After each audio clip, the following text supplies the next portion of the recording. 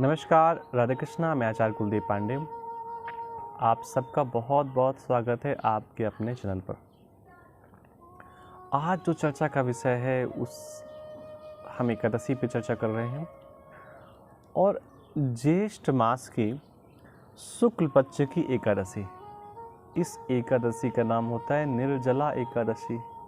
देखिए, अभी तक तो एकादशियों में सांझ के समय भोजन करने की छूट थी कि आप थोड़ा सा हल्का सा फल ले सकते हैं और बहुत आवश्यकता पड़ने पर और भी कुछ आप दूध वगैरह का पान कर सकते हैं। लेकिन इस एकादशी का नाम ही निर्जला एकादशी है। जिस एकादशी में जल का सेवन ना किया जाए, जल का पान ना किया जाए, जल ना पिया जाए, ऐसी एकादशी को निर्जला एकादशी कहा जाता है। गांव की भाषा में या भारतवर्ष की भाषा में एक शब्द होता है जिसे ज्येष्ठ कहते हैं। ज्येष्ठ का मतलब होता है बड़ा। अच्छा, उसी ज्येष्ठ को लोग जेठ जेठ कहने लगते हैं। जो बहुएं नहीं होती छोटी वाली, अपने पति के बड़े भाई को जेठ कहने लगती हैं। तो जेठ तो ठीक है, लेकिन शुद्ध से जो शब्द है वो ज्येष्ठ है। ज्येष्ठ मास का मतलब होता है सबसे श्रेष्ठ मास। एक ऐसा मास जिसमें पुरुष भी अपने सर को छुपाने का प्रयास करें। ऐसी भयंकर ज्येष्ठ मास में गर्मी होती है, लेकिन 2023 की बात कर रहे हैं तो इस साल ऐसा देखने को अभी नहीं मिल रहा। आगे मिल जाए वो एक अलग बात है। अच्छा, ज्येष्ठ हम इस बार बार इतनी बातें कह रहे हैं क्योंकि ज्येष्ठ का मतलब होता है बड़ा। यानी कि साल में जो और 23 एकादशियाँ होती हैं, उन 23 में से सबसे बड़ी एकादशी होती है।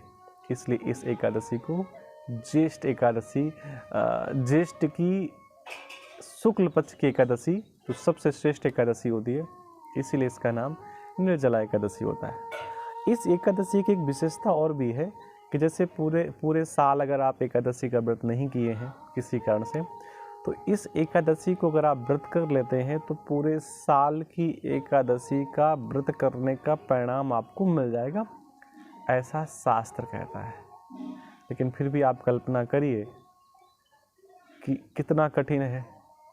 जल तक नहीं पीना है, जल सामने होगा लेकिन पीना नहीं है। तो ये ज्येष्ठ मास की एकादशी है। ये व्रत नर एवं नारियों दोनों करना चाहिए। जलपान के निषिद्ध होने पर भी, देखिए जल पीने की बात नहीं है, लेकिन फिर भी फलाहार या दूध आप ले सकते हैं। ये बहुत कठिनता होने पर अगर स्थिति है तो आप ऐसा कर सकते हैं। इस दिन व्रत करते हुए शेष साई रूप में भगवान विष्णु की आराधना का विशेष महत्व है। एकादशी जो होती है भगवान विष्णु की आराधना के लिए होती हैं। विष्णु भगवान का चित्र है तो आप उनका पूजन करिए। शालिग्राम जी का है तो शालिग्राम जी का पूजन करिए।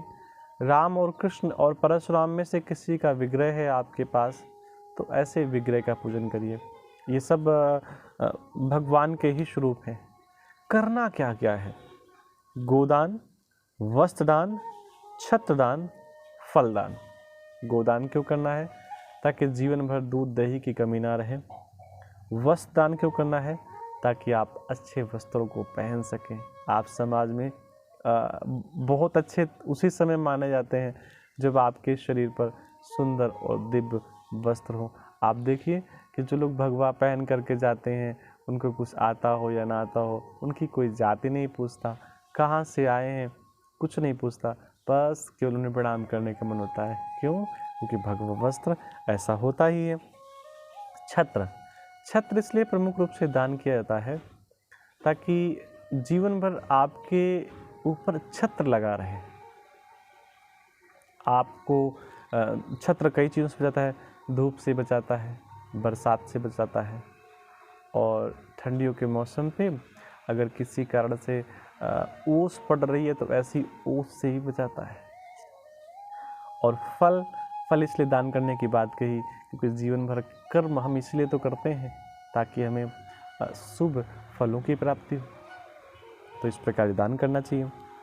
तो पूजन कैसे करना है? भगवान का आवाहन, पहले भगवान का ध्यान, फिर भगवान का आवाहन, फिर भगवान को बैठा लेंगे। बैठालने के बाद प्रतिष्ठा करेंगे, जैसी व्यवस्था है आचार के माध्यम से स्नान करवाएंगे 4 बार दूध जल से, और उसके बाद दूध दही शहद शक्कर पंचामृत से पुनः स्नान करवाएंगे। शुद्ध जल से स्नान करवाने के बाद उन्हें स्वच्छ कपड़ों से पोंछेंगे, साफ करेंगे, फिर बढ़िया कपड़े उनको पहनाएंगे, दिव्य वस्त्र पहनाएंगे। दिव्य वस्त्र पहनाने के बाद उपवस्त्र पहनाएंगे। उपवस्त्र पहना दिया तो थोड़ा सा इत्र लगाएंगे, थोड़ा सा परफ्यूम लगाएंगे। इत्र लगा दिया उसके बाद आप उनको रोली लगाएंगे, चंदन लगाएंगे, तिलक करेंगे। सफ़ेद चावल की जगह चावल सफ़ेद ही होता है और लाल काला भी होता है, तो सफ़ेद चावल की जगह सफ़ेद तिल का उपयोग करेंगे। उसके बाद दिव्य माला भगवान को पहनाएंगे। दिव्य माला पहनाने के बाद धूप दिखाएंगे, दीप दिखाएंगे। उसके बाद आप भगवान को भोग लगाएंगे। भोग लगाने के बाद भगवान को आप दक्षिणार्पण करेंगे। ऐसा आप जब करते हैं तो भगवान प्रसन्न होते हैं और सब प्रकार से आपकी मनोकामनाओं की पूर्ति करते हैं। तो इस प्रकार आप एकादशी का व्रत कर सकते हैं। एकादशी व्रत की जो कथा है उसको हम सुना देते हैं। कथा ये है कि एक बार महर्षि व्यास पांडवों के यहाँ पधारे हुए थे। भीम ने महर्षि व्यास से कहा कि भगवान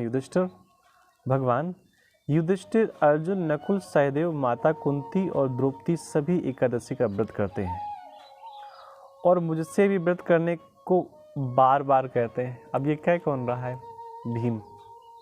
परंतु मैं बिना खाए नहीं रह सकता, इसलिए 24 एकादशियों पर निराहार रहने का कष्ट साधना से बचाकर मुझे कोई ऐसा व्रत बताइए जिसे करने से मुझे विशेष असुविधा न हो और सब के पूरे साल के जो व्रत हैं उनका फल भी हमें प्राप्त हो जाए। महर्षि व्यास जानते थे कि भीम के उदर में ब्रक नामक अग्नि है।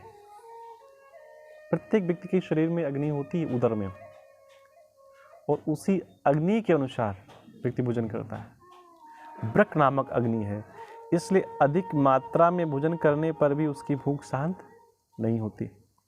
महर्षि ने भीम से कहा कि तुम ज्येष्ठ शुक्ल एकादशी का व्रत रखा करो।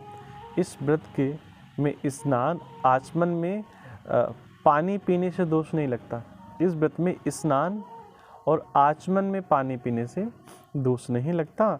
इस व्रत से अन्य 23 एकादशियों के पुण्य का लाभ भी मिल जाता है। भीम बड़े साहस के साथ निर्जला एकादशी का व्रत किया, जिसके परिणाम स्वरूप प्रातः होते होते वो संज्ञाहीन हो गए। तब पांडवों ने गंगाजल, तुलसी, चरणामृत प्रसाद देकर उनकी मूर्छा दूर की। इसलिए इस एकादशी को भीमसेन एकादशी के नाम से भी जाना जाता है। तो आप भी प्रयास करें, हम भी प्रयास करते हैं।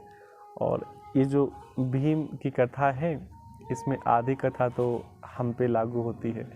सुबह गर्मियों के मौसम में लगभग 6:15 साढ़े 6 बजे हम भोजन कर लेते हैं। तो अब हमारे नाम से तो एकादशी नहीं हो सकती, लेकिन अब अपने में ऐसा अवगुण है तो हमने ऐसे आपसे चर्चा कर दी। आप सबको राधे कृष्णा, सबको नमस्कार। वीडियो अगर अच्छा लगा हो तो इसको शेयर भी करें, सब्सक्राइब भी करें, और चैनल पर पहली बार आए हों तो इससे आप जुड़ जाएं, सब्सक्राइब कर लें, जिससे कि हमारा और आपका साथ बना रहे। तो हम और आप सब लोग मिलकर एक दूसरे से जुड़े रहें। ऐसी शुभकामना के साथ सबको पुनः राम राम, नमस्कार।